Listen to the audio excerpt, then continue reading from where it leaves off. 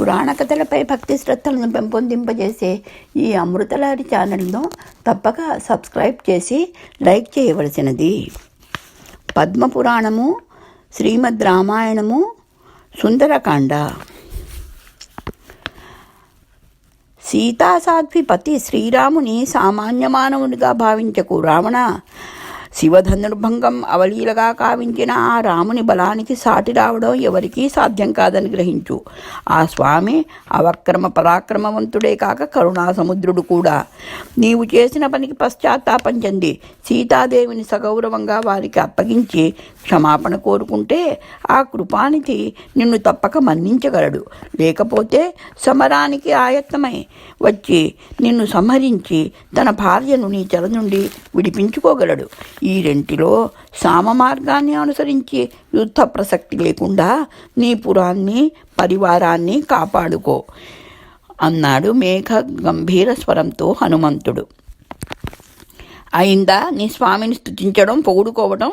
మీ వంటి వానరులకు బలవంతుడుగా తోచిన ఈ ముల్లోకాలను జయించిన రావణుడికి మాత్రం ఆ మానవుని శరణుకోవలసిన అవసరం లేదు.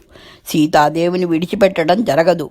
చేతనైతే యుద్ధానికి సిద్ధపడి రమ్మని నా మాటగా తెలియజేయి మీ రామునికి. అయినా మా అశోకవనాన్ని, మా పుత్రుడిని బలిగొన్న నిన్ను క్షమించి విడిచిపెట్టను. భటులారా, ఈ మదించిన వానరాన్ని బంధించండి. ఇంద్రజిత్తు పుత్ర, మన ముందు ప్రగల్భాలు పలుకుతున్న ఈ వానరాన్ని నీ ఖడ్గానికి బలి చెయ్యి అంటూ కర్కశంగా ఆజ్ఞాపించాడు రావణాసురుడు. విభీషణుడు కంగారుగా తన ఆసనం మీద నుండి లేచాడు. సోదరా, తొందరపడవద్దు. దూతను సంహరించడం రాజనీతికి విరుద్ధం. అందుచేత క్షమించి అతడిని విడిచిపెట్టవలసిందిగా ప్రార్థిస్తున్నాను అన్నాడు. ఏ కళనున్నాడో రావణుడు కొద్ది క్షణాలు ఆలోచించి, దూతను వధించిన అపఖ్యాతి పొందడం ఈ రావణ బ్రహ్మకు సమ్మతం కాదు. అయినా ఇతని అకృత్యాలకు తగిన శిక్ష విధించే పంపుతాను. వానరానికి బలం దాని వాలమే. ఆ వాలాన్ని అగ్నిపెట్టి కాల్చివేయండి. అప్పుడు బాధతో గంతులు వేస్తూ తిరుగుదారి పడుతుంది అని నవ్వుతూ సభ చాలించి వెళ్ళిపోయాడు రావణుడు. ఆందోళనగా తన వైపు చూసిన విభీషణుని వైపు చిరునవ్వుతో చూస్తూ భయపడవలసిన అవసరం లేదన్నట్లుగా సంజ్ఞ చేశాడు హనుమంతుడు. తమ ప్రభువు ఆజ్ఞను ఉత్సాహంగా అమలు చేయడానికి పూనుకున్నారు రాక్షస భటులు. నూనెలో తడిపిన వస్త్రాలను తోకకు కట్టి నిప్పు అంటించారు. అంతవరకు మౌనంగా వాళ్ళు చేస్తున్న పనులు చూస్తూ వినోదంగా నవ్వుకుంటూ బుద్ధిగా నిలిచిన హనుమంతుడు వాళ్ళు నిప్పు అంటించిన మరుక్షణం జై శ్రీరామ ప్రభువు అంటూ బంధాలు విడిపించుకుని రివ్వున పైకి ఎగిరాడు. లంకా దహనం. దేవి సీత, ఈ వింత వార్త విన్నారా అంటూ త్రిజట చెప్పినదంతా విని ఆందోళనగా కళ్ళు మూసుకుని, అగ్నిభట్టారక, నా స్వామి దూతకు ఏ బాధ కలిగించవద్దు తండ్రి అని వేడుకుంది సీతాదేవి. యద్యస్తి పతి శుశ్రూష యద్యస్తి చరితం తపః యది వాక్యైకపత్నీత్వం సీతో భవ హనుమతః. సీతో భవ హనుమతః. శివాంశ సంభవుడైన ఆంజనేయుని దహించే సాహసం చేయలేదు అగ్నిదేవుడు. వాలానికి శీతలత్వాన్ని కలిగించి రగులుతున్న వాలంతో లంకలోని అన్ని పురాలను కాల్చి వినోదిస్తున్న హనుమంతునికి మరింత ఆనందం కలిగించాడు. నాలుకలు సాచి క్షణంలో భవనాలను బూడిద కుప్పలు గావిస్తూ. అశోకవనం, విభీషణుని గృహం తప్ప మిగిలిన ప్రాంతాలన్నింటినీ అగ్నికి ఆహుతి చేసి గగ్గోలు పెడుతూ పరుగులు తీస్తున్న రాక్షసులను చూసి నవ్వుకుంటూ వాలాన్ని సముద్ర జలాలలో ముంచి మంటలార్పుకున్నాడు హనుమంతుడు. అశోకవన వాటికలో ప్రవేశించి సీతాదేవికి నమస్కరించి లంకాదహనం కావించి రావణునికి చేటుకాలం ప్రారంభమైందని హెచ్చరిక చేశాను. ఇక త్వరలోనే రామచంద్రునితో కలిసి వచ్చి మీ దర్శనం చేసుకుంటాను. నివృత్త వనవాసం తం త్వయా సార్థమరిందమం అభిషిక్తమయోధ్యాయాం క్షిప్రం ద్రుక్షసి రాఘవం అని ఆమె ఆశీస్సులు అందుకుని రివ్వున ఆకాశ మార్గాన తిరుగు ప్రయాణమైనాడు ఆంజనేయుడు. అదుగో హనుమంతుడు తిరిగి వస్తున్నాడు, కార్యం సఫలమై ఉండాలి. సముద్రం మీదుగా ఎగిరి వస్తున్న హనుమంతుడు కనిపించగానే ఆత్రంగా ఆయన రాక కోసం ఎదురు చూస్తున్న వానరులందరూ ఉత్సాహంగా గంతులు వేయసాగారు. హనుమంతుడు వాళ్ల మధ్య భూమిపైకి దిగి సీతమ్మ జాడ తెలుసుకుని వచ్చాను అంటూ లంకాపురంలో జరిగిన సంగతులన్నీ వాళ్లకు తెలియజేశాడు. అందరూ ఆనందోత్సాహాలతో జయ జయధ్వానాలు చేస్తూ వడివడిగా ప్రయాణం చేసి ఋష్యమూక పర్వత సమీపంలోని మధువనాన్ని చేరుకున్నారు. ఆ మధువనం సుగ్రీవునిది. అందమైన పుష్పఫల వృక్షాలతో అలరారుతుంటుంది. అందులోకి ఇతరులెవరూ ప్రవేశించడానికి అనుమతి లేదు. ఆ విషయం తెలిసిన హనుమంతుడు అతని సేన అందులో ప్రవేశించి ఫలాలను కోసుకుని తినసాగారు. మహాబలి హనుమంతుడు ఉండగా మనల్ని అడ్డగించే సాహసం ఎవరు చేస్తారు అంటూ చెట్ల మీదకు ఎక్కి కొమ్మలపై నుండి ఊగుతూ పండ్లను కోస్తుండటం చూసి వాళ్ళను వారించి లాభం లేకపోవడంతో పరుగున సుగ్రీవుని చెంతకు చేరి హనుమత్సేన కావిస్తున్న సంభ్రమం గురించి తెలియజేశారు వన సంరక్షకులు. విషయం విన్న సుగ్రీవుని ముఖంలో కోపం కానరాలేదు. నవ్వుతూ వాళ్లను బహూకరించి పంపి, శ్రీరామప్రభు హనుమంతుడు కార్యం సానుకూలంగా చేసుకుని వస్తున్నాడు, అందుకే ఆనందంగా మధువనంలో విహరిస్తున్నాడు అన్నాడు గంభీరంగా కూర్చుని ఉన్న రామునితో. అప్పటికి తూర్పు పడమర ఉత్తర దిశలకు వెళ్ళిన వానరసేనలన్నీ సీత జాడ కనుగొనలేక నిస్పృహులై తిరిగి రావడం జరిగింది. ఇక మిగిలింది దక్షిణ దిక్కుకు వెళ్ళిన సేన మాత్రమే. వాళ్ళు ఏ వార్త తీసుకువస్తారోనన్న ఆందోళనతో ఎదురు చూస్తున్న రామునికి సుగ్రీవుని పలుకులు ఆనందం కలిగించాయి.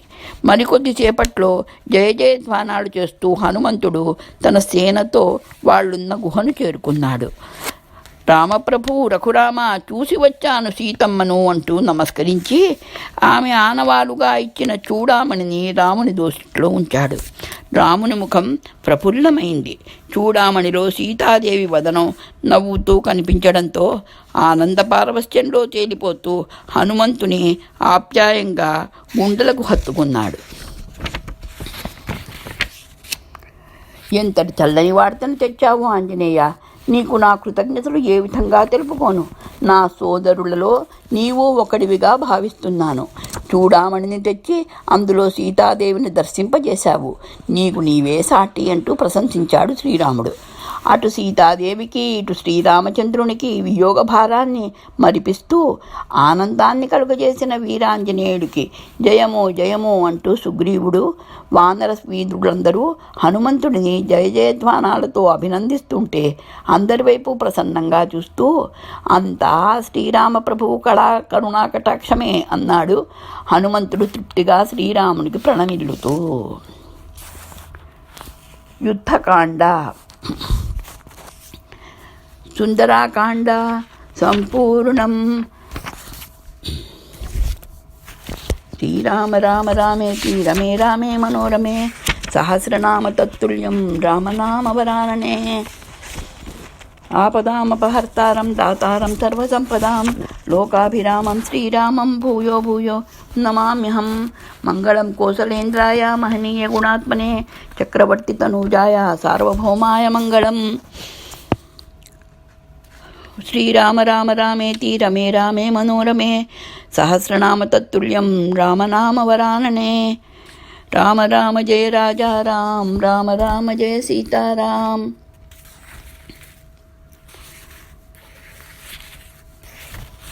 యుద్ధకాండ. సీతాదేవి జాడ తెలిసిందన్న ఉత్సాహంతో త్వరగా ప్రయాణించి దక్షిణ సముద్ర తీరాన్ని చేరుకున్నారు అందరూ. ఆ అనంత జలరాశిని చూస్తూ వానరసేనతో సముద్రాన్ని దాటడం ఎట్లాగని ఆలోచనలో పడ్డాడు సుగ్రీవుడు. సముద్రుడు రెండుగా చీలి మధ్య మార్గాన్నైనా ఇవ్వాలి, లేదా సముద్ర జలాలను ఇంకిపోయేలా చేయాలి. రెండూ అసాధ్యమైనవే.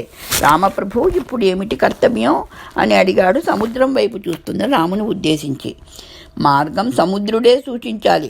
సముద్రదేవ, మేము లంకను చేరడానికి మార్గాన్ని చూపించు అన్నాడు రాముడు సముద్రానికి నమస్కరిస్తూ.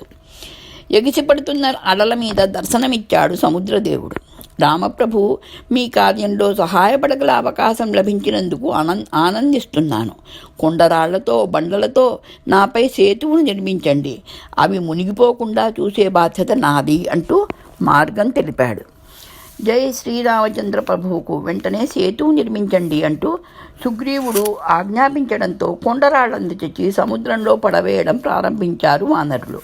సేతువు నిర్మించడంలో నిపుణులైన నలుడు నీలుడు అనే వానర వీరులు వాటిని ఒక క్రమంలో అమర్చడానికి ముందుకు వచ్చారు. ప్రారంభంలో బండలు మునిగిపోతుండటం చూసి అందరూ ఆందోళన చెందుతుండటం గమనించి హనుమంతుడు, ఇవి రామకార్యం కోసం పడవేస్తున్న బండలని సముద్రునికి తెలియడం కోసం వాటి మీద రామనామాన్ని లిఖించి పడవేద్దాం, అప్పుడేం జరుగుతుందో చూద్దామంటూ శిలల మీద రామనామాన్ని లిఖించసాగాడు. చిత్రంగా హనుమంతుడు చెప్పినట్లే శిలలు మునగకుండా తేలి నిలిచాయి. అట్లా రామనామం లిఖించిన శిలలతో సేతు నిర్మాణం చకచకా సాగిపోసాగింది. వానరులందరూ బండలు మోసుకుపోతుంటే వాళ్ల మధ్య చిన్న గులకరాళ్లను మూపున మోస్తూ తీసుకువెడుతున్న ఉడత ఒకటి రాముని కంటబడింది. లక్ష్మణ, ఆ చిన్న ఉడతను గమనించావా? తనకు చేతనైన సహాయం చేయాలని ఎంతగా ఉబలాట పడుతున్నదో అన్నాడు చిరునవ్వుతో దానివైపు చూపుతూ. ఉడుత చిన్నరాళ్లను వానరుడు తెస్తున్న పెద్దరాళ్ల పక్క పెడుతుండటం చూసి, అవును, అల్పప్రాణి అయినా సేతు నిర్మాణంలో సహాయపడ్డ కీర్తి దానికి ఎప్పటిలా నిలిచేలా చేయండి అన్నాడు లక్ష్మణుడు ఆ ఉడతా భక్తికి ముగ్ధుడవుతూ. తన దగ్గరకు రమ్మని సైగ చేయడంతో ఉడత కిచకిచలాడుతూ వచ్చి రాముని పాదాల దగ్గర చేరింది. ఆప్యాయంగా దానిని ఒడిలోకి తీసుకుని దాని వీపు మీద నిమిరాడు రాముడు. ఆయన వేళ్ల గుర్తులు 3 గీతల్లా నున్నవి దాని వీపు మీద ముద్రించుకుపోయాయి. రామకార్యంలో పాల్గొనాలని ఎంత తపన పడుతున్నావో గ్రహించాను. నీ రుణం ఎలా తీర్చుకోను? నా వేళ్ల గురుతులికపై మీ వాళ్ళందరి వీపుల మీద కనబడుతూ ఇతర ప్రాణుల నుండి రక్షణ కల్పిస్తాయి. వేగంలో నిన్ను మించేవారు ఉండరు. ఇక వెళ్ళి స్వేచ్ఛగా ఆడుకో అంటూ విడిచిపెట్టాడు. కృతజ్ఞతాపూర్వకంగా చూసి తుర్రుమన్నది ఉడత. మీ చేయి సోకి ధన్యమైంది ఆ ఉడత. రామప్రభు ఉడత భక్తికి సహాయానికి మెచ్చి దాని జాతికంతకు మీ చెరగని వేలిముద్రలను అనుగ్రహించారు. దాని అదృష్టానికి ఈర్ష్య కలుగుతున్నది సుమా అన్నాడు చూస్తూ నిలిచిన సుగ్రీవుడు శ్రీరామునితో. మా అన్నగారిది అంతటి మృదు స్వభావం. సబరి ఎంగిలి చేసి ఇచ్చిన పళ్లను ఆనందంగా తిని ఆమెకు అంతులేని సంతోషాన్ని ప్రసాదించారు. ఇప్పుడు ఈ ఉడత విషయంలోనూ అంతే. ఎవరు ఎంత ఏ విధంగా ఇచ్చారన్నది ముఖ్యం కాదు వారికి. కేవలం దృఢమైన భక్తి, నిర్మలమైన హృదయమే ప్రధానం వారికి అన్నాడు లక్ష్మణుడు అన్నగారి వైపు ఆరాధనాపూర్వకంగా చూస్తూ. సేతువు నిర్మాణం పూర్తయింది. ఇక తమరు బయలుదేరడమే ఆలస్యం. అంగదుడు చెప్పడంతో లేచారందరూ. నరనీలుల నిర్మాణ చాతుర్యానికి ప్రతీకగా సముద్రంపై నిర్మింపబడ్డ దృఢమైన ఆ సేతువు మీద నడుస్తూ లంకాపట్టణ ఉత్తర భాగాన్ని చేరుకున్నారు. విశాలమైన ఆ భూభాగంలో శిబిరాలు నిర్మించబడ్డాయి. ప్రభు దూతగా వచ్చి లంకాపట్టణాన్ని దహించి వెళ్ళిన ఆ వానర వీరుడు ఇప్పుడు 2 మునివేషధారులైన మానవులతో అపారమైన వానర భల్లూక సేనలతో వచ్చి నగరం ఉత్తర దిక్కున సేనలు మోహరించినట్లు మన గుప్తచరులు వార్తలు తీసుకువచ్చారు. ఇప్పుడు ఏం చేయాలో తమరే నిర్ణయించాలి. నిండు సభలో మంత్రి లేచి చెప్పింది విని రావణుడి భృకుటి ముడిపడింది. ఆ వానరుడు కావించిన భీభత్సాన్ని, దహించిన భవనాలను వెనువెంటనే మన అసురశిల్పి మయుడు పునర్నిర్మాణం కావించి లంకను మరింత శోభాయమానం కావించాడు కదా. కనుక మీరందరూ ఆందోళన పడవలసిన అవసరం లేదు. మన అపార మాయాబల సమన్వితమైన పరాక్రమం ముందు ఆ వానరసేన నిలవలేదు. అందుచేత వెంటనే యుద్ధభేరి మోగించి ఆ జంతువులను పారద్రోలడమే మన తక్షణ కర్తవ్యం అన్నాడు గంభీరంగా రావణుడు. అందరూ మౌనంగా తలలూపారు రావణుని మాటలకు. కానీ విభీషణుడు మాత్రం తన ఆసనంపై నుండి లేచి అభ్యంతరం తెలిపాడు. సోదరా, నీపై గల భయభక్తుల వల్ల వీళ్ళందరూ మౌనం వహించినా నీకు సోదరునిగా వాస్తవాన్ని వచించే సాహసం చేస్తున్నందుకు నన్ను మన్నించు. మానవులైనా వానరులైనా వాళ్ళ బలపరాక్రమాల ముందర మన రాక్షస సేన నిలవలేదు. యుద్ధమే నీ నిర్ణయమైతే అపారమైన సైన్య నష్టం సంభవించి పరాజయం పొందడం